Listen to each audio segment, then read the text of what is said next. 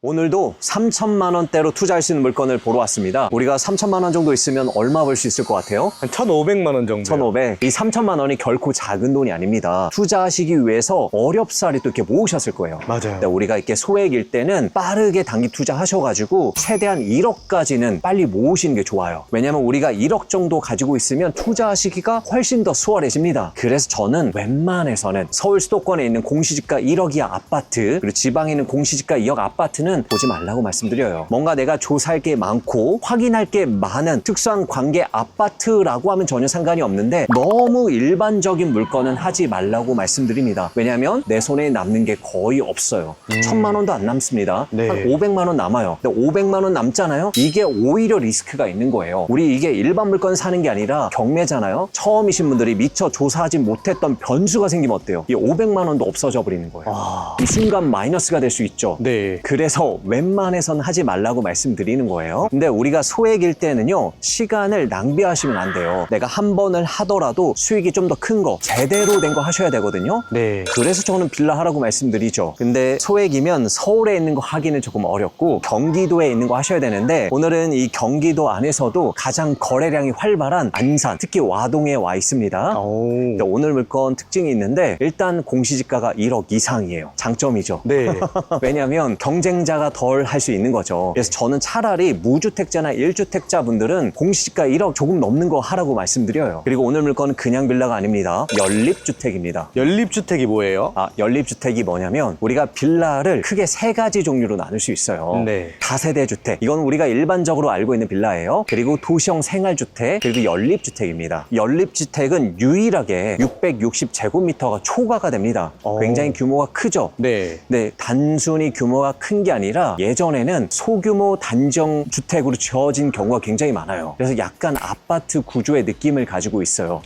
그래서 이 연립주택 안에 들어가 보시면 주차장도 그렇고 조경도 그렇고 아파트 구조랑 비슷한 거죠. 이런 조경들이 있다 보니까 어때요? 대지 지분이 많죠. 대지 지분이 많으면 뭐가 좋아요? 넓어요. 맞아요. 동간 사이가 넓고 여러 가지 장점도 있죠. 네. 편리하다는 장점도 있는데 추후에 재개발이나 재건축 진행할 때 유리한 점이 있어요. 일단 내가 지분을 많이 가지고 있으면 기반시설 확보가 쉽죠. 네. 기반시설 확보가 쉬우면 구역 지정될 확률이 굉장히 높고요. 구역이 지정이 되면 어때요? 재개발이 추진이 돼요. 지분을 많이 가지고 있어요. 추가 분담금이 낮아질 가능성이 굉장히 높은 거죠. 그리고 이게 단지형으로 돼 있잖아요. 만약에 통합적으로 재개발이 안 된다라고 하면 해당 단지만 재건축으로 추진이 되기도 해요. 나홀로가 올라가는 거네요. 한 동이든 두 동이든 나홀로가 올라갈 수 있는 거죠. 오, 좋네요. 어떻게든 된다는 거네요. 맞습니다. 그리고 안산에는 80년대, 90년대 고잔동, 와동 일대에서 이런 연립주택 단지들이 굉장히 많이 지어졌어요. 기한이 좀 많이 오래됐죠? 네. 그래서 고잔동은 2단지부터 7단지까지는 이미 재건축으로 구역이 지정이 됐어요. 그래서 뭐 최근에 안전진단 된 곳도 있고 이미 시공사까지 선정이 돼서 빠르게 진행되는 곳도 있습니다. 그리고 이 와동에도 고잔동처럼 연한이 비슷해요. 재건축 연한인 거죠. 곧 재건축에 대한 기대가 좀 있는 거죠. 그리고 오늘 물건이 있는 것도 해당 단지만 있는 곳이 아니라 그 옆에 연립주택 단지가 있고 그 옆에 또 연립주택 단지들이 있어요. 만약에 진행이 된다라고 하면 통합적으로 진행될 가능성이 굉장히 크죠. 다 모여 있는 거네요. 네. 그리고 오늘 물건의 위치 다시 한번 말씀드리면 여기가 와동이죠. 네. 와동도 굉장히 넓습니다. 이 와동도 안쪽으로 들어가는 외곽에 있는 와동이 있는 반면에 이 근처에 이제 호수공원이 있거든요. 이 호수공원에 가까운 와동이 있어요. 이 와동은 어때요? 그래도 안산의 중심지에서 좀 가깝죠. 네. 그래서 장점이 있는 거예요. 왜냐면 이쪽으로 조금만 걸어가시면 뭐가 있냐면 서해선이 지나갑니다. 선부역이 있어요. 도보로 15분 정도만 걸어가시면 돼요. 가깝네요. 네, 이 서해선이 어디까지 연결이 돼요? 1호선이 만나는 소사역, 그리고 7호선 종합운동장역, 5호선, 9호선 공항철도가 지나가는 김포공항역, 그리고 일산까지 연결이 되죠. 네. 물론 여기서 지금 서울로 출퇴근하기에는 굉장히 시간이 좀 오래 걸릴 수 있는데 26년 말에 뭐가 생겨요? 신안산선이 들어오죠. 네. 서해선도 신안산선과 연결이 되거든요. 그럼 이 선부역에서도 여의도역까지 30분이면 이제 출근할 수 있는 거죠. 와. 그럼 입지가 어떻게 돼요? 좋아지죠. 좋아지죠. 입지가 좋아지면 재건축이나 뭐 재개발이 진행될 가능성이 높아지죠. 굉장히 높죠. 왜요? 사업성이 나오니까요. 그래서 서서히 재건축 얘기가 나오지 않을까 생각이 됩니다.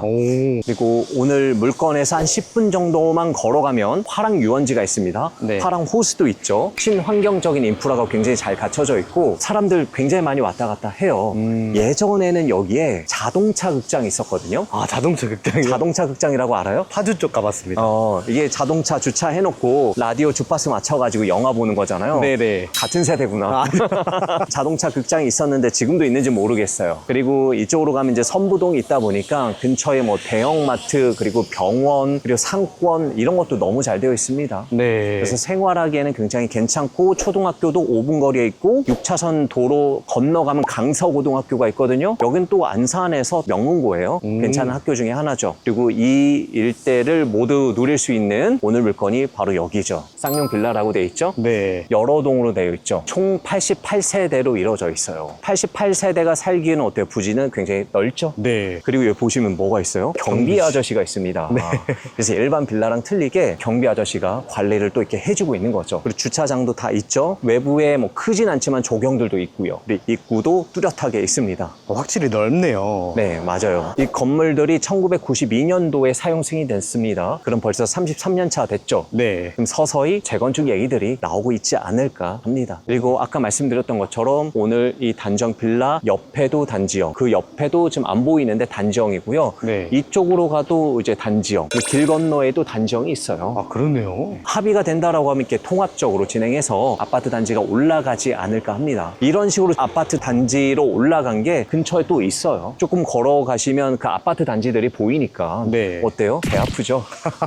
우리도 해야겠죠? 해야죠. 네, 그래서 한번 들어가 봅시다. 굉장히 동관 사이도 넓어요. 네, 진짜. 그리고 남향인 빌라도 있고요. 동향인 빌라도 있습니다. 그리고 오늘 물건이는 205동이에요. 그래도 나름 복도식이죠. 네. 그리고 1층, 2층, 3층, 4층까지 되어 있습니다. 총 4층이에요. 저희 물건은 몇 층이에요? 오늘 물건은 1층입니다. 오, 좋네요. 굉장히 큰 장점이죠. 네. 왜냐하면 1층이라고 하더라도 이제 보시면 어때요? 반계단. 반계단 올라가죠? 네. 그래서 1.5층인 거예요. 아. 지층에 딱 붙어 있지가 않아요. 그리고 4층인데 엘리베이터가 없잖아요. 어디가 로얄층이에요? 1층이죠. 오늘 물건은 205동의 102호입니다. 이쪽이네요.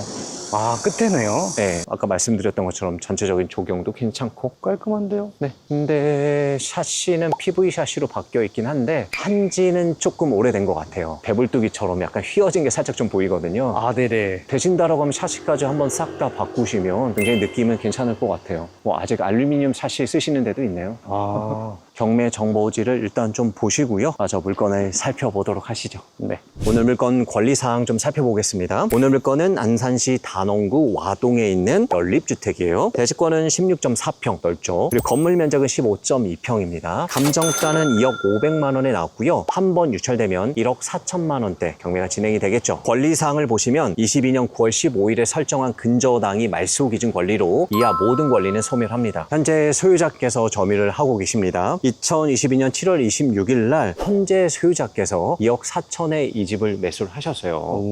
매수를 하시면서 국민은행으로부터 대출을 빌리신 것 같아요. 근저당이 잡혀 있겠죠? 근데 이자든 원금이든 상환이 좀 안 되셨나 봐요. 그래서 임의 경매로 진행하는 물건입니다. 인수되는 다른 권리 전혀 없고요. 매각 물건 명세서 상에도 특이사항은 전혀 없습니다. 깨끗한 물건이니 안심하고 입찰하셔도 되겠죠? 네, 마저 물건을 좀 살펴보겠습니다. 우리 잠깐 있었는데 여기 유동 인구가 굉장히 많아요. 맞아요. 그리고 주변에 좀 둘러보니까 유모차도 보이고요. 또 어르신들도 굉장히 많거든요. 오늘 물건 내부 구조를 좀 볼 수 있을런지는 모르겠는데 제가 도면상으로 확인했을 때는 15평이긴 하지만 방이 2개예요. 그래서 어르신들 수요가 굉장히 많을 것 같고요. 그리고 이제 결혼하시는 신혼부부 혹은 아이가 아직 초등학교 입학하지 않는 부부들의 어떤 수요도 굉장히 좀 있을 것 같습니다. 네. 굉장히 차도 많이 왔다 갔다 하고 유동 인구가 상당히 있습니다. 거실이 좀 넓겠네요, 그럼. 아마 집이 큼직큼직할 거예요. 아. 그리고 이게 예전 구조이기 때문에 앞뒤로 뭐가 있냐면 발코니가 또 잘 되어 있어요. 짐 놓기는 어때요? 편안하죠? 네. 그래서 여기 바깥쪽에서 보시면 발코니에 짐들이 좀 많이 쌓여 있죠. 아, 그러네요. 그래서 요즘 빌라 가보시면 어때요? 이런 발코니 좁아요. 공간이 부족하잖아요. 그러니까 짐 놓을 데가 없으니까 뭐 1층이든 옥상이든 막 창고를 만들기도 하고 가보시면 계단에 막 짐들이 엄청 쌓여 있잖아요. 걸어 다니기도 힘들어요. 그런 거 대비해서는 장점이 될 수도 있죠. 네. 그리고 보시면 일반 빌라들은 앞뒤가 뚫려 있지 않아요. 네. 통풍이 덜 하죠. 한쪽 면은 벽으로 되어 있죠. 네. 근데 여기는 앞으로 뒤로 창이 창이 뚫려 있기 때문에 통풍도 굉장히 원활한 구조인 거죠. 진짜 어르신들이 좋아하실 만한. 네, 딱 좋아할 만한 물건인 거죠. 그래서 확실히 수요는 있습니다. 방 2개라고 우리가 기피할 이유는 없어요. 없죠. 수요만 있다라고 하면 충분히 매도할 수 있는 거죠. 자, 우리 내부로도 한번 들어가 보겠습니다. 네. 근데 이거는 뭐죠? 창고로 쓰고 있는 건가요? 그냥 뭐 일반 창고인 것 같습니다. 들어오시면 유모차가 있긴 한데 이게 아이용 유모차라기보다는 어르신들이 걸으실 때 이제 불편하신 분들이 있으니까 네. 보조용으로 쓰고 있는 유모차인 것 같아요. 아. 아니면 요즘 여기다 개들도 많이 모시고 다니잖아요. 잠시만요. 우리가 현재 102호거든요. 보니까 101호에 뭔가 표시가 되어 있습니다. 심상치 않은 게 느껴집니다. 네. 명암. 오늘 물건이 102호예요. 아. 그 옆에가 101호죠. 단점인가요? 이걸 어떻게 봐야 될까요? 무속업소가 있는 거죠. 네. 오래된 연립주택이나 빌라 보시면 종종 있긴 해요. 영업을 하고 계신 거죠. 뭔가 우리가 이 물건을 낙찰을 받았어요. 그리고 바로 단기 매도하기 위해서 내놓죠. 부동산 사장님이 뭔가 이제 물건을 보여주려고 소개하려고 딱 오는데 저 간판이 눈에 딱 띄긴 하네요. 그래도 이 부분은 뭐 화려하게 있거나 하진 않아요. 네. 근데 좀 찝찝해 하시는 분들이 있긴 해요. 이게 약간 단점이 될 수는 있을 것 같아요. 매도할 때 시간이 조금 걸릴 수는 있겠다. 하지만 오늘 현재 소유자 분께서도 22년도에 이 물건 사셨잖아요. 2억 4천에. 그래서 이거 전혀 신경 쓰지 않고 사시는 분들도 있을 거예요. 사람마다 다 다르니까요. 다만 시간은 좀 걸린다. 그리고 경매하시는 분들도 저거 딱 보고 이거 안 팔리겠다 싶어서 안 하시는 분들이 있을 수도 있을 것 같아요. 그래서 조금 더 우리가 저렴하게 받아서 수익을 좀 크게 나게끔 하면 되지 않을까 싶어요. 다시 한번 들어가시죠. 이 현관문 자체는 굉장히 오래됐습니다. 네, 잘 열리지도 않고요. 102호 물건이 나왔는데 우편물들은 굉장히 많이 쌓였어요. 근데 102호에 현재 거주는 하고 계신 것 같거든요. 밖에서 봤을 때 살짝 불도 켜져 있잖아요. 맞아요. 네, 그리고 뭐 짐들도 있는 거 봐서는 거주하고 계신 것 같은데 확실히 이게 눈에 띄긴 하네요. 그니까요. 일단은 이것만 비교했을 때는 내부가 수리 안 돼 있을 가능성이 좀 크고요. 빌라 자체는 33년 됐기 때문에 굉장히 노후화되긴 했어요. 뭐 청소는 되어 있는 것 같은데 세월의 흔적은 어쩔 수 없는 것 같아요. 네. 그리고 굳이 옥상까지 올라가진 않을 거고요. 어차피 1층이니까 돌아가서 한번 보시죠. 네. 이쪽으로 돌아가시면 출입구고요. 여긴 뭐예요? 산책로입니다. 산책로.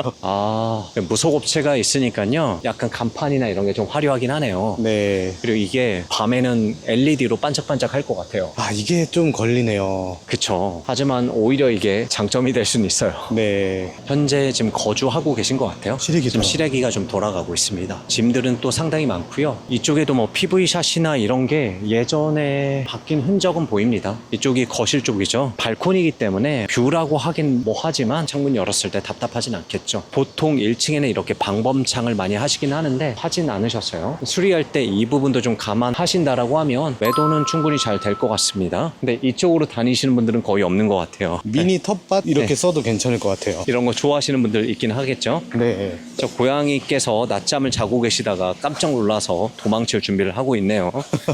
자전거 거치대나 이런 거 잘 되어 있고 근데 뭐 애들 놀이터나 이런 건 없어요. 바로 앞에 놀이터 있던데요. 맞아요. 건너편에 놀이터 있으니까 크게 뭐 상관은 없네요. 네. 전체적으로 우리가 다 둘러봤고요. 5동으로 돼 있고 88세대가 살고 있는 단적 빌라죠. 다만 하나 걱정되는 게 옆에 무속업체가 살고 있는 거. 부동산 들어가서 이게 매도되는지는 확인은 한번 해봐야 될 것 같아요. 네, 한번 들려보시죠. 네.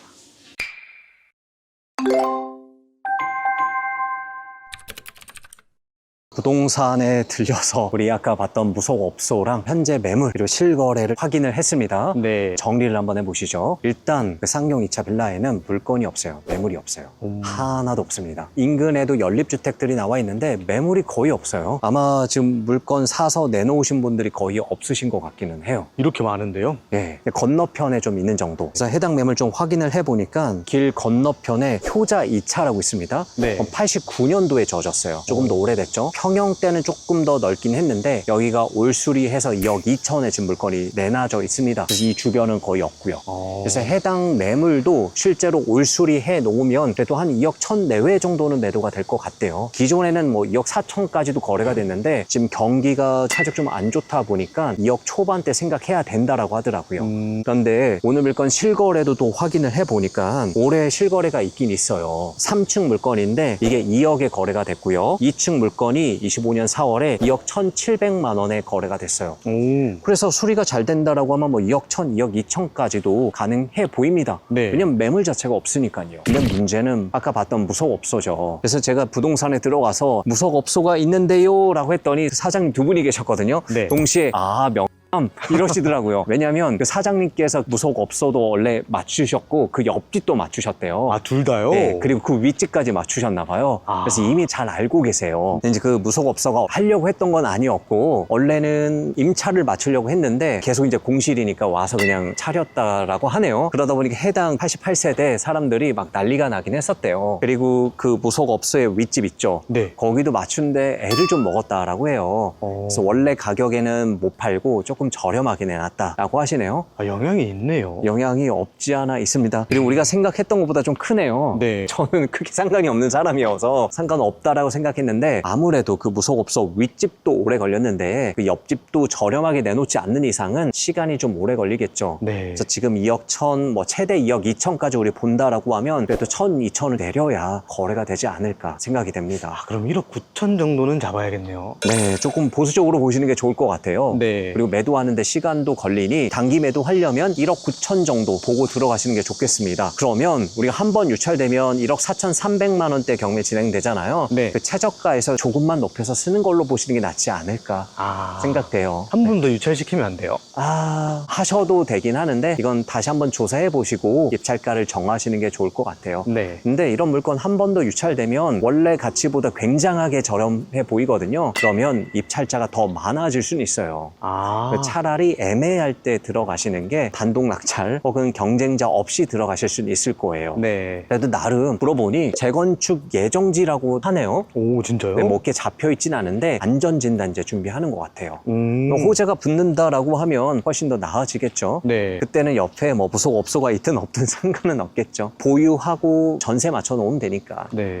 근데 우리 전세 맞출 때도 조금 저렴하게 맞추긴 해야겠네요. 그러네요. 아무래도. 그래서 대략적인 우리 시뮬레이션 한번 해보시죠. 네. 1억 9천에 우리가 매도를 한다. 그러면 최저가에서 조금만 뭐 1억 4,500 정도 입찰해 본다라고 가정을 해볼게요. 네. 대출은 지금 서울 수도권 다시 잘 나온대요. 그러니까 잠깐 과도기가 있었어요. 하지만 지금 잘 나옵니다. 그래서 대출 80% 받고 그리고 우리 취등록세 이전 비용도 있죠. 230만 원 정도 될 것 같아요. 그럼 합치면 초기 투자금이 한 3,130만 원, 3천만 원 초반대. 그래서 내 투자금이 3천만 원이 있으면 입찰할 수 있는 물건인 거고요. 그리고 우리 1억 9천에 매도한다라고 했을 때 차익은 크긴 하지만 수리는 하셔야 돼요. 평형대가 넓지 않기 때문에 수리비가 엄청 들진 않아요. 네. 그래서 한 1,200 정도 잡으시면 될 것 같고요. 그리고 매도하는데 시간이 좀 걸리긴 할 거예요. 6개월 정도 넉넉히 잡아서 이자 비용이 한 260 정도. 그리고 현재 소유자가 살고 있죠. 네. 우리 명도 협상하셔야 됩니다. 한 150 정도 생각하시고요. 그리고 아무래도 중개사 사장님한테 수수료를 조금 더 드리는 게 나을 것 같아요. 그래서 한 200 정도 잡아 놓으시고요. 그다음에 우리 이 금액으로 양도세를 계산을 해보면 한 290 정도 될 것 같아요. 그럼 이런 비용들 전부 다 제하면 실제로 손에 남는 거는 한 2,200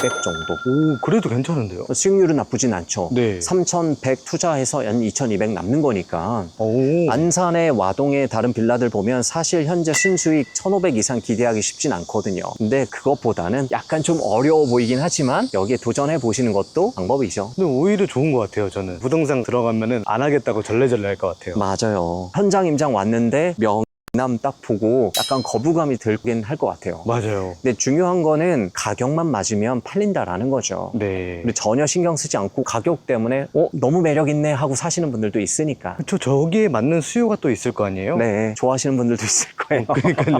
어쨌든 주거용은 팔린다. 가격만 맞으면 우리는 그것보다 저렴하게만 들어가시면 수익 내는 데는 전혀 문제 없다. 그래서 오히려 쉬운 물건보다는 이렇게 조금 더 조사해야 되는 물건 하시는 게 단기간에 수익 내기에는 훨씬 더 낫습니다. 네. 그러면 마무리를 좀 할까요? 네. 오늘 물건 간단하게 한번 정리를 해보시죠. 장점도 있고 단점도 있습니다. 장점은 연립주택이고 단기 투자 가능하고요. 소액으로도 가능하죠. 우리 3천만 원 투자하면 2천만 원 이상 기대할 수 있는 물건이고요. 그리고 대지 지분이 굉장히 넓은 연립주택이에요. 네. 그리고 현재 재건축 예정지로 잡혀 있어서 추후에 호재가 붙으면 가격이 훨씬 더 상승할 가능성도 있죠. 네. 그리고 신안산성 개통이 되면 여의도까지 출퇴근이 훨씬 더 나아지는, 그러니까 입지가 좋아지는 빠지는 위치에 있고요. 주변 인프라도 굉장히 괜찮습니다. 네. 하지만 단점 극명하게 하나 있죠. 네. 바로 옆집이 무속업소였어요. 그래서 매도하는데 시간이 걸리거나 매도 가격을 조금 낮추시는 게 맞을 것 같아요. 그리고 두 번째는 아무래도 33년 된 오래된 빌라이기 때문에 수리 비용이 일부 발생한다라고 보시면 될 것 같습니다. 자, 우리 투자금이 작다라고 해서 투자 기회가 적은 건 아닙니다. 얼마를 가지고 시작하느냐가 중요한 게 아니라 어디까지 갈 수 있느냐거든요. 네. 오늘 물건만 하더라도 낙찰받고 매도하면 금세 내 투자금이 얼마가 생겨요? 5천이 넘게 생기죠. 이 투자금이면 더 이상 우리가 경기도 안 보셔도 되고 서울에 있는 거 보셔도 되는 거예요. 서울에 있는 물건 보시잖아요. 자본금이 늘어난 속도가 훨씬 더 빨라집니다. 물론 내가 이렇게 소액일 때는 지방으로 다녀야 되거나 경기도로 다녀야 되는 수고스러움은 있습니다. 고생할 수는 있어요. 그리고 남들 쉬운 거 할 때 나는 조금 더 조사해야 되고 어려울 수는 있습니다. 하지만 이 순간들, 지금 이 시기들 포기하지 말고 끝까지 조사하시면서 실행하신다라고 하면 돈은 자연스럽게 늘어나게 되어 있습니다. 그래서 끝까지 포기하지 마시고 잘 해내셨으면 좋겠고요. 다만 아무 물건이나 하지 않으셨으면 좋겠습니다. 제대로 된 물건 하셨으면 좋겠습니다. 이런 물건의 기준들 잘 모르겠다라고 하시면 저희가 실전반 수업을 하고 있죠. 소액으로 어떤 물건을 골라야 되는지, 어떤 지역의 물건을 골라야 되는지 모든 기준들을 알려드리고 있습니다. 그리고 하실 수 있도록 만들어 드릴 거예요. 처음 발대기가 좀 어려우신 분들 저희 실전반 수업 들으시면 굉장히 좋죠. 왜냐면 저희가 평생 멘토링도 하고 있어서 끝끝내 하실 수 있도록 만들어 드릴 겁니다. 하나를 하더라도 제대로 해야 되는 것 같아요. 제대로 하셔야 됩니다. 아무거나 하지 마세요. 네. 갑시다. 막 탔네요.